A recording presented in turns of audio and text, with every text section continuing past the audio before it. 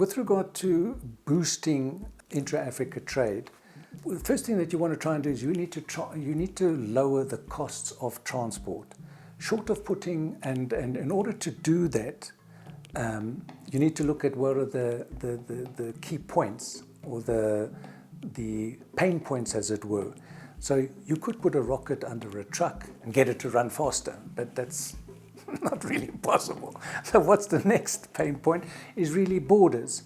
And so you need to improve the efficiency of the borders. Now, at Bait Bridge, for example, the average waiting time is between 39 and 49 hours per truck per day.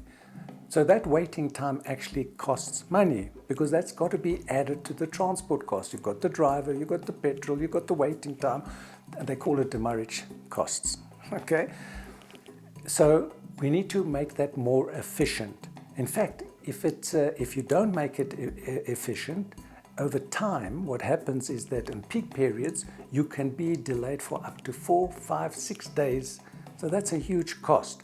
So by revitalizing the border post, reconfiguring it, upgrading it, building in these new facilities for all the different types of vehicles, introducing the sophisticated software that we want to do, is particularly related to the ICT phase, looking at the whole mechanism, the flow of traffic, etc., we aim to bring that down to maybe 20 minutes as the maximum dwell time, if I can put it that.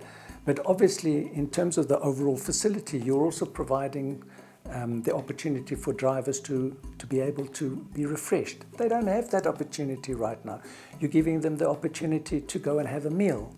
Maybe they need to do a little bit of banking, so there'll be facilities for them. Maybe they're not feeling well, they can go and visit the clinic, for example. So all of that obviously will add to the dwell time, but from a trucking or from a logistics point of view, if you want the driver to get in, do the necessary checks and move out, you can do it in, let's say, in between 20 and 30 minutes.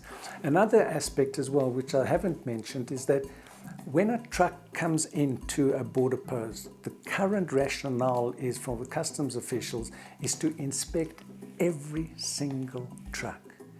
So you can understand why there's those delays. However, the sophisticated ICT system that we want to bring in will look at it from a random perspective, okay? And it'll build a profile of the kind of traffic. And so in that way, we also hope that it's going to increase the speed at which hauliers move through that border post. And at the end of the day, it also reflects travelers, buses, people who are going through their cars, or using their cars to drive from one country to the next. They don't want to be spending 5 days at a border post. You want to get in and continue with your journey because you're going on holiday, for example.